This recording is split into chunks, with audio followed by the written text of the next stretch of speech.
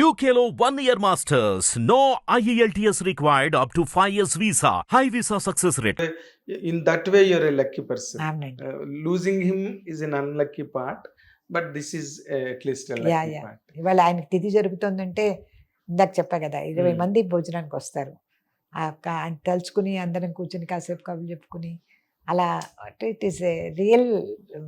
నాకు అది మటుకు చాలా హ్యాపీగా అనిపిస్తుంది. ఎస్, ఇప్పుడు నార్మల్గా అప్పుడు ఆ రోజుల్లో పారితోషికాలు అవన్నీ చాలా తక్కువ కదా. అవునవును, అయ్యో చాలా అండి. చాలా నేను తెలిసి నేను పెళ్ళైన తర్వాత 5,000 ఇచ్చేవారేమో చంద్రమోహన్ గారికి ఒక సినిమాకి.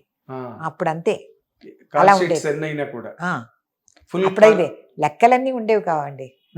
ఒక్కొక్కసారి క్యారెక్టర్ ఇంపార్టెంట్, ఒక్కొక్కసారి ప్రొడక్షన్ పెద్ద ప్రొడక్షన్స్ ఇంపార్టెంట్, అలాంటివేవో ఉండేవి లెక్కలు. అంటే నాకు ఒక రకంగా ఫైనాన్షియలీ వెరీ వీక్. నాకు ఏ విషయంలో కల్పించుకునేదాన్ని కాదు, నాకు తెలీదు, అస్సలు తెలియవు నాకు. ఆయన విపరీతమైన he was very calculating person. So అందుకని నాకు ఎప్పుడు ఆయన నా తెలివి తక్కువతనాన్ని పాపం చాలా భరించారని చెప్పాలి. బట్ నేను రిపేర్ అవ్వలేదు, ఇప్పటికీ అలాగే ఉన్నాను. నువ్వు బాలచంద్రరావు గారి కూతురు అని తిడుతూనే ఉండేవారు, కానీ తప్పదు. అంటే మరి ఆయన క్యాలిక్యులేషన్లు అంటే జనరల్గా మాకు ఆయన గురించి బాగా తెలిసిన వాళ్ళు, ఆయన మిత్రులు, ఆయన సన్నిహితులు అందరికీ చంద్రమోహన్ గారు అంటే చాలా పిసినారి, రూపాయి తీయడానికి ఇలాగా. ఇంట్లో కూడా అలాగే చేసేవారండి?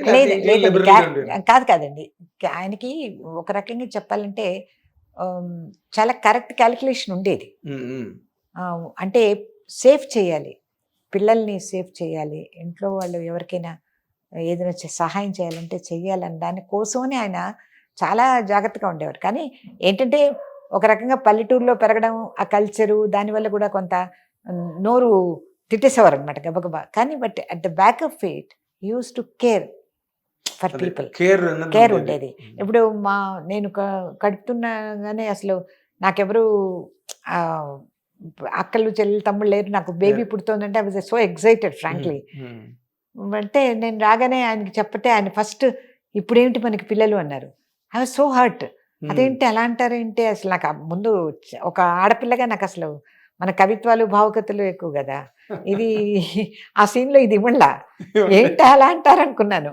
అంటే ఈ వాజ్ క్యాలిక్యులేటింగ్. ఒక పాపాయి పుడితే పాపాయికి ఏం చేయాలి మనం. ఆ తర్వాత నుంచి ఇంట్లోకి సరుకులు తెప్పించేటప్పుడు ఫస్ట్ పాల డబ్బాలు తెప్పించేవారు పాపాయి పుట్టిన తర్వాత.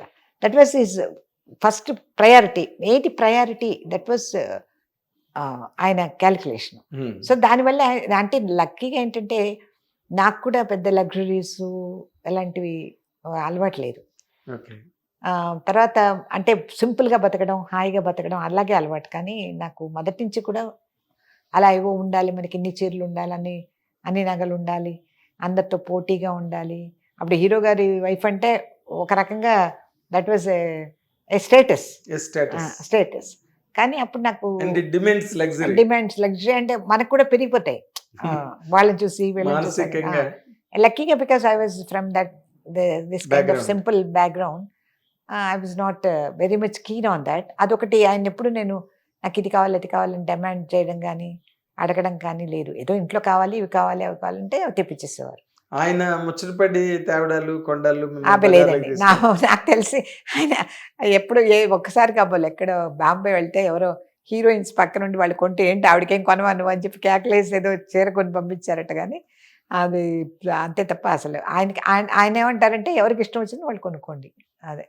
అంతేగాని నాకు తెలియదు దాని గురించి, నాలెడ్జ్ లేదు. ఎందుకు అనవసరంగా వెళ్ళి డబ్బులు ఖర్చు పెట్టి తెచ్చి నచ్చక ఎందుకు వచ్చింది. కనుక లైఫ్ చాలా కాంట్రాస్ట్ కదండి. మీరు ఒక రచయిత్రి, కవయిత్రి, కవితాత్మకమైన భావాలు, ఇమోషన్స్. భర్త వచ్చి ఇక మల్లెపూలు నీ కోసం తెచ్చాను, లేకపోతే ఇక నీకు మంచి అవన్నీ సీన్లు రాసుకొని బతికేసామండి. అంతేగాని అవి అంటే ప్రాక్టికల్గా బాధ్యతలు ఎక్కువైన ఏదైనా కూడానండి, it is all depends on the personality of a person. ఆయన పెరిగిన వాతావరణం, ఆయనకి ఎంతసేపు సెక్యూరిటీ, మనుషుల Economy. సెక్యూరిటీకి ఉంచడం, Economy. ఎకానమీ. రేపు అంటే ఇంకోటి ఏంటంటే ఈ ప్రొఫెషన్లో పర్మనెన్స్ లేదు కదండి. పర్మనెన్స్ ఈ మంత్కి ఇంత వస్తుంది, ₹1,00,000 వస్తాయి, లేకపోతే 2,00,000 వస్తాయి అన్న దాన్ని క్యాలిక్యులేషన్ బట్టి ప్లానింగ్ ఏముండదు. ఏముండవు. పాపం ఏదైనా వచ్చిందంటే ఒక 4 సినిమాలు ఉండకపోవచ్చు ఒక సంవత్సరం అంతా. అలాంటి ప్రొఫెషన్ అది. అవునండి. అందులో ఇప్పుడులాగా లక్షలు కోట్లు ఇచ్చేవాళ్ళు ఏం కాదు. So it was a very simple life and simple profession అనమాట. తన వరకు తనకి అది వచ్చిన దాన్ని ఎలా జాగ్రత్తగా ఇన్వెస్ట్ చేయాలి.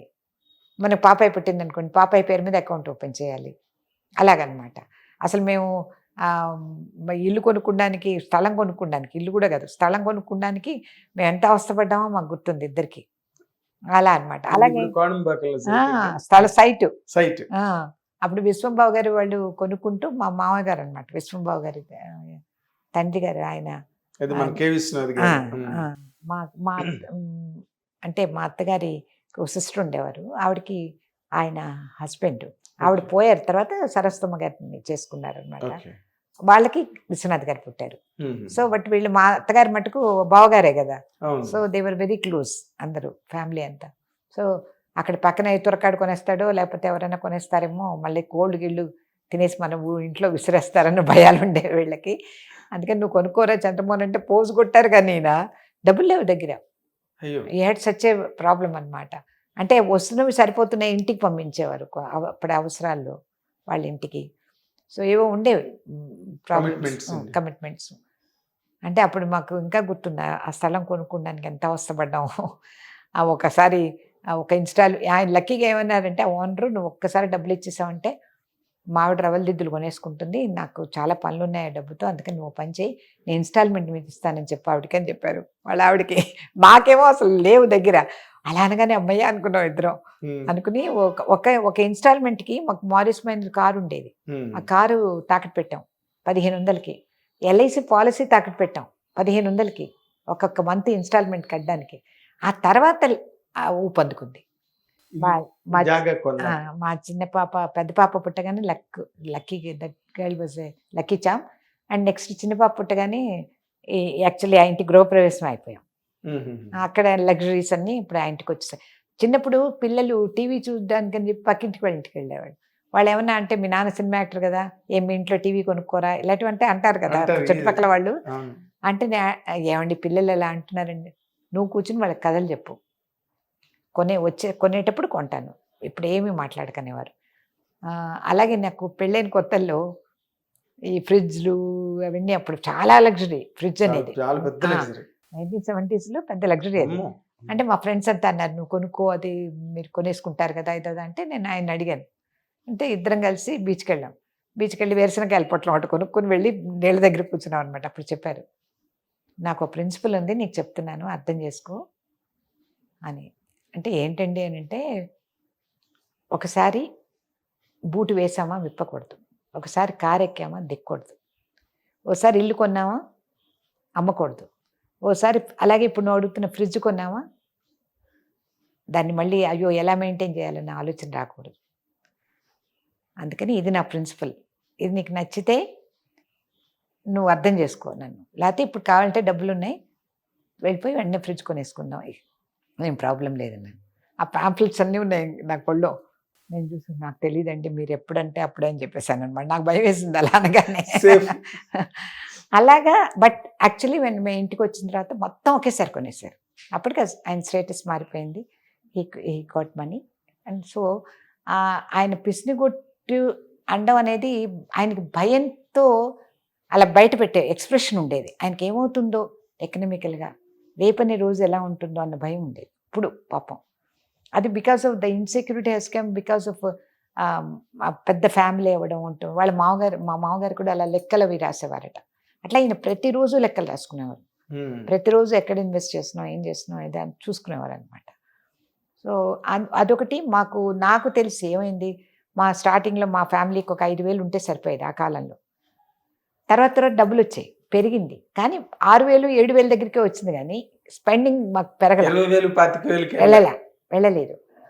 అది ఏం చేసేవారు, అలా వచ్చిన డబ్బుని ఇన్వెస్ట్ చేసేవారు, ఎఫ్డి చేయడము, ఓ స్థలం కొనడము, ఏదో చేసేవారు అనమాట.